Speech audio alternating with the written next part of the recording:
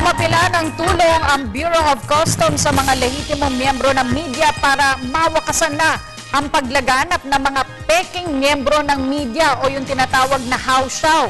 Sinuwed Perfecto sa detalye.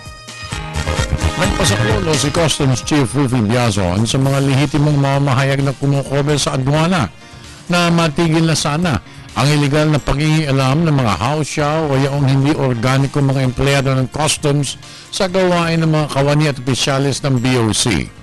Pati ang pagtukoy sa mga nagpapanggap ng mga mediamen para magkaroon ng access o passes upang makapasok sa customs premises para maisagawa ng mga ito ang kanilang pananakot sa mga opisyalis at kawani ng aduana at makakuha ng extortion money.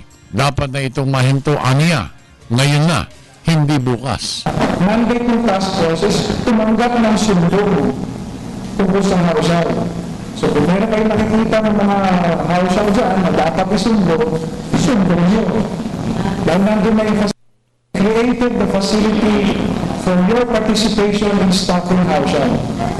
So kung naniniwala kayo doon sa kampanya na ihinto ang hausyaw, pwede mag-participate kayo, sumbong din kayo. Ayon kay Commissioner Biazon, masyado pa rin malaki ang bilang ng mga mamahayag, lehitimo at hindi lehitimo na nagtatrabaho sa Customs Bureau. Sa bilang ng 96, naisa na ni Biazon na may baba pa ito sa karampatang bilang lamang at malis na sana ang mga hausyaw ng mga mediamen sa mga puerto at paliparan sa bansa.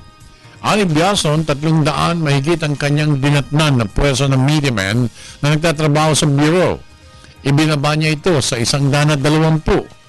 Ngunit masyado pa rin nakababahala ang bilang at lalong dumami ang pagbabatikos na natatanggap ng ahensya mula sa nakararaming hausyaw, kung kaya't minabuti ni Biazon na matigilan na ang pagiging fixers, middlemen at PR agents ng mga grupong iligal sa aduana. Pag may naaalalaman kayo na kanukuhan ang ginagawa sa Bureau of Customs, iparating nyo din sa akin.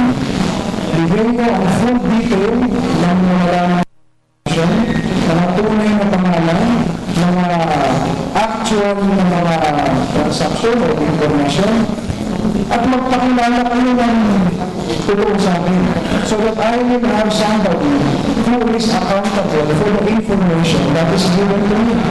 Ang Task Force Hausyaw na pinamumunuan ni DepCom Horacio Swansing, Deputy Commissioner Danilo Lim at Deputy Commissioner Tanyada ang magpapatupad ng matinding pagbabantay ng mga non-organic personnel na gumagawa ng trabaho ng legal at organikong mga workers ng Customs Bureau. Pati na rin ang pagmatiyag sa mga ilihitimo o umano'y mga pseudo-journalists na matagal nang involved sa mga money-making ventures na nagpahirap ng todo sa Customs Bureau.